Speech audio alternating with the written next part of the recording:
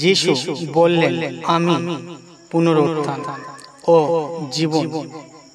যে আমাকে বিশ্বাস করে তার মৃত্যু হলেও সে জীবিত থাকবে, আর যে জীবিত এবং আমাকে বিশ্বাস করে তার মৃত্যু কখনো হবে না। তোমরা কি এই কথা বিশ্বাস করো?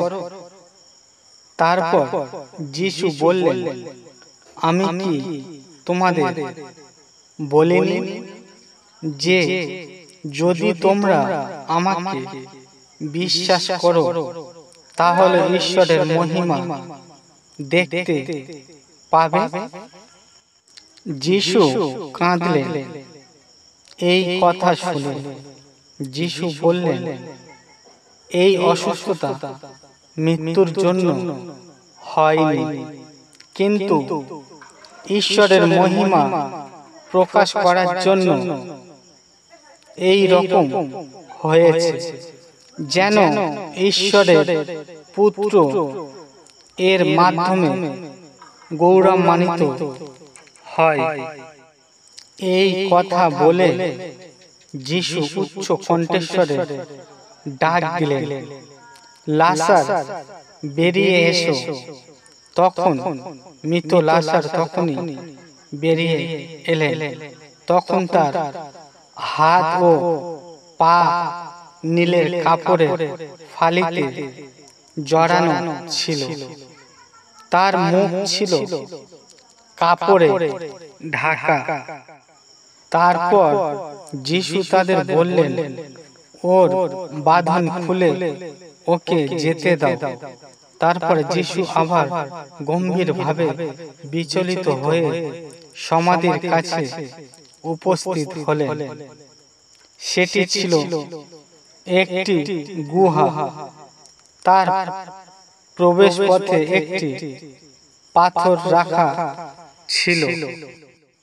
এই কথা বলার পর যিশু তাদের বললেন, আমাদের বন্ধু লাজার ঘুমিয়ে পড়েছে, কিন্তু তাকে জাগিয়ে তুলতে আমি সেখানে যাচ্ছি। যে আমাকে সেবা করতে চায় তাকে অবশ্যই আমার অনুগামী হতে হবে। যেন আমি যেখানে থাকব আমার সেবকও সেখানে থাকে। সে আমার সেবা করবে, আমার পিতা তাকে সমাদর করবে। যে মানুষ তার প্রাণকে ভালোবাসে সে তা হারাবে, কিন্তু এই জগতে যে নিজের প্রাণকে ঘৃণা করে এই অন্তর জীবনের জন্য রক্ষা করবে। আমি তোমাদের সত্যি বলছি, গমের দানা যদি মাটিতে পড়ে মরে না যায়, তবে তা একটি বীজ হয়ে থাকে, কিন্তু যদি মরে যায় তাহলে বহু বীজের উৎপন্ন হয়। আমি এই জগতে এসেছি জ্যোতি রূপে, যেন আমাকে যে বিশ্বাস করে সে আর অন্ধকারে না থাকে। এ আমার বাণী শুনে তা পালন করে না, আমি তার বিচার করি না, কারণ আমি জগতের বিচার করতে আসিনি, আমি এসেছি জগৎকে উদ্ধার করতে।